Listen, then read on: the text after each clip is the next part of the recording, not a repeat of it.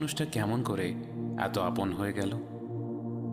যারা বোঝে না ২১ শতাব্দীতে বসবাস করা শত শত কোটি মানুষ মধ্যযুগের আরব সমাজের একজন ব্যক্তির প্রতি এত টান অনুভব করে কিভাবে, তাদের কেমন করে বোঝাবো ইয়া রাসূলুল্লাহ আপনাকে কেন এত ভালোবাসি?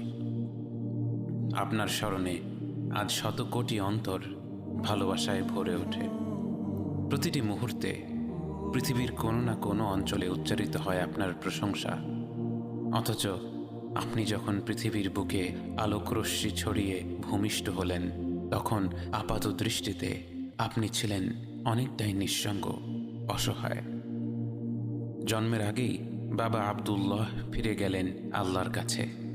বয়স ৬ হতে না হতেই হারালেন মা আমিনাকে। তখনও নিষ্পাপ শিশুটি বুঝতে পারছিল না যে মাকে কেন্দ্র করেই জীবনের